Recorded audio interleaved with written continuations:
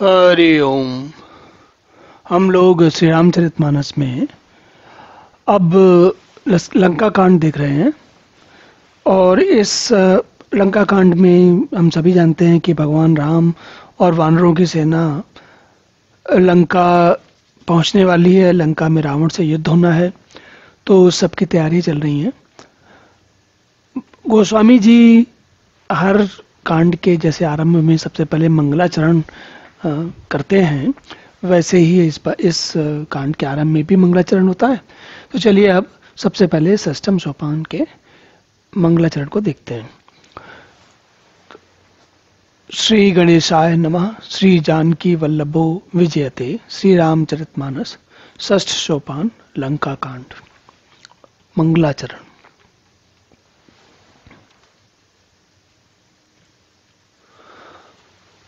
रामं कामारि सेव्यं भवभयहरणं कालमत्तेव सिंहं योगीन्द्रं ज्ञानगम्यं गुणनिधिम् अजितं निर्गुणं निर्विकारं मायातीतं सुरेशं खलवदनिरतं ब्रह्मवृन्दैकदेवं वन्दे कन्दावदातं सरसिजनयनं देवम् उर्वीश रूपम। तुलसीदास जी ने भगवान शिव जी की बार बार जब उनके बारे में ध्यान करते हैं तो अलग अलग गुणों के साथ करते हैं। और कामदेव के शत्रु के रूप में तो तुलसीदास जी ने कई बार उनका ध्यान किया है। कहते क्या है, कामदेव के शत्रु शिव जी के सेव्य। तो शिव जी का नाम लेते हुए कहते हैं कि कामदेव के जो शत्रु हैं शिव जी, उनके सेव्य। सेव्य मतलब जो जिनकी सेवा में शिव जी लगे हुए हैं। कौन है वो? हम सभी जानते हैं, भगवान राम। तो कामदेव के शत्रु शिव जी के सेव्य, भव के भय को हरने वाले। भव के मतलब जीवन में सुख दुख आना जाना लगा रहता है, लेकिन फिर भी मनुष्य हर क्षण भव भय में। भव भय का हमने पहले भी बात की। भव भय का अर्थ होता है, भव मतलब होना होता है, तो ऐसा हो जाए या ऐसा ना हो, इसी को भव भय कहते हैं। तो तुलसीदास जी कहते हैं कि भगवान राम जो है वो भव रोग के या इन चिंताओं के को हरने वाले, काल रूपी मत वाले हाथी के लिए सिंह के समान है। भगवान राम जो है काल मतलब काल के दो अर्थ हैं, एक मृत्यु और दूसरा अर्थ है समय। तो तुलसीदास जी लिखते हैं, गोस्वामी जी लिखते हैं कि काल रूपी मत वाले हाथी को भी, उसका भी भक्षण करने वाले हाथी के लिए, काल रूपी हाथी के लिए सिंह के समान कौन है? भगवान राम। ऐसा तुलसीदास जी इसलिए लिख रहे हैं क्योंकि बताना चाहते हैं कि चाहे मृत्यु हो चाहे समय हो, यदि हम भगवान की आराधना में लीन रहेंगे तो हमें इस काल रूपी मत वाले हाथी से कभी डर नहीं लगेगा। अब ये बात कई बार पहले भी उन्होंने कही है, लेकिन अभी फिर से कहते हैं। और उसके बाद कहते हैं, योगियों के स्वामी योगीश्वर, ज्ञान के द्वारा जानने वाले योग्य, गुण निधिम अजितम निर्गुणम निर्विकारम, योगींद्रम ज्ञानगम्यम, योगियों के इंद्र, ज्ञान गम्यम ज्ञान से के द्वारा जाने वाले, गुण निधिम अजितम गुणों की निधि, जो जहां से सारे गुण निकलते हैं, अजितम जिनका कोई जीत नहीं सकता, कोई अजय है, निर्गुणम निर्विकारम भगवान जो है वो राम, हम उनकी भगवान राम की आराधना हमेशा सशरीर करते हैं, सगुण रूप में करते हैं।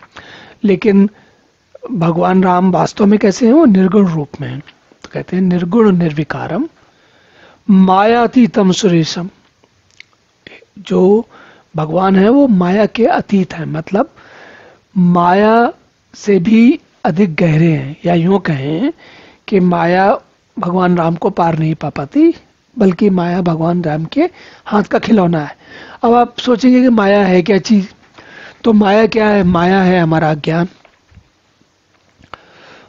ये माया चाहे जब जादूगर या इंद्रजाल वाला जो खेल दिखाता है वो क्या करता है? माया करता है।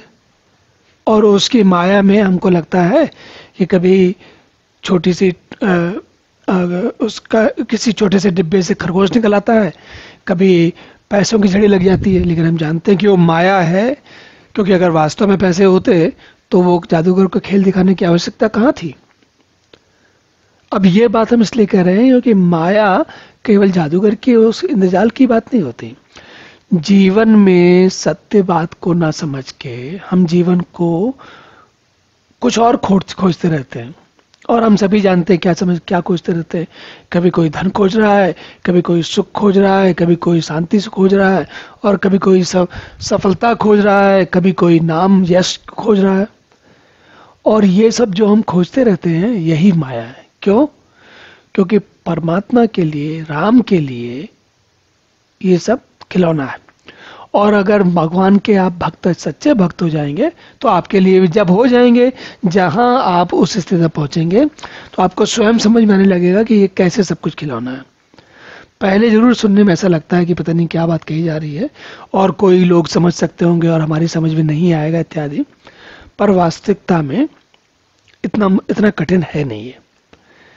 जैसे जैसे हम उसमें थोड़ा उसका आनंद लेते हैं तो बात समझना थोड़ा सरल हो जाता है। फिर कहते हैं देवताओं के स्वामी, भगवान राम देवताओं के स्वामी हैं, और ब्रह्म दुष्टों के वध में तत्पर।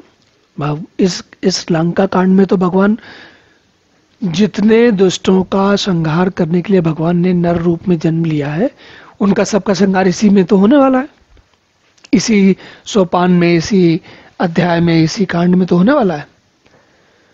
तो इसलिए वो तो हमें याद करना ही चाहिए। और दुष्टों के वध में तत्पर ब्राह्मण वंद के एकमात्र देवता। ब्राह्मण वंद मतलब जो लोग ब्रह्म की उपासना में, सत गुणों में, सच्चे गुणों में निरत होकर अपना कार्य करते रहते हैं, उनकी रक्षा करने वाले भगवान राम। और जल वाले मेघ के समान सुंदर श्याम, कमल से नेत्र वाले पृथ्वीपति राजा राम के रूप में भगवान राम की मैं वंदना करता हूँ। ये सब कहते हैं, तुलसीदास जी कहते हैं सरसिज नयनम देवम उर्वी स्वरूपम। अब आगे कहते हैं संखेन्द्वाभमतीव सुंदर तनुम शार्दूल चर्मांबरम काल व्याल कराल भूषण धरम गंगा शशांक प्रियम काशीसम कलिकलमौषघ समनम कल्याण कल्पद्रुमम नौमीड्यम गिरजापतिम गुणनिधिम कंदर्पहम शंकरम। उसके बाद अब इस श्लोक में तुलसीदास जी भगवान शंकर की आराधना करते हैं। शंख और चंद्रमा की सी कांति वाले, सुंदर शरीर वाले, सफेद सुंदर शरीर वाले, व्याघ्र चर्म के वस्त्र वाले, काल के समान अथवा काले रंग के भयानक काल व्याल कराल, काल व्याल कराल, इस तरीके के नाना प्रकार के भय होते हैं, काल व्याल और कराल भय होते हैं, ऐसे भयानक सर्पों का भूषण धारण करने वाले भगवान शंकर जी की वंदना करते हैं। और हम जानते हैं कि भगवान शंकर के इस रूप में जब हम उनको देखते हैं तो हमें इन सभी भयों से, काल व्याल कराल सभी भयों से मुक्ति मिल जाती है। और गंगा और चंद्रमा के प्रेमी हैं जो उनके मस्तक मुकुट में विराजमान है। काशीपति भगवान शंकर जी हम जानते हैं काशी के पति हैं, और कलयुग के पाप समूह का नाश करने वाले हैं। कल्याण के कल्पवृक्ष, गुणों के निधान और कामदेव को भस्म करने वाले पार्वती पति वंदनीय श्री शंकर जी को मैं नमस्कार करता हूं। अब इसके बाद आगे का देखते हैं। तो यो ददाति सताम शंभु कैवल्यम अपि दुर्लभम खलानाम दंड कृद्यौ वशौ शंकर सम तनोतु में। जो सत्पुरुषों को अत्यंत दुर्लभ कैवल्य मुक्ति तक दे डालते हैं और जो दुष्टों को दंड देने वाले हैं, वे कल्याणकारी श्री शंभु मेरे कल्याण का विस्तार करें। कह रहे हैं मेरे कल्याण का विस्तार करें, मतलब मेरे कल्याण को और बढ़ाएं, लगातार हमेशा बना रहने दें। आजकल समय में और काल में और अनुभूति में, सभी में उसको हर प्रकार से बढ़ाएं। तो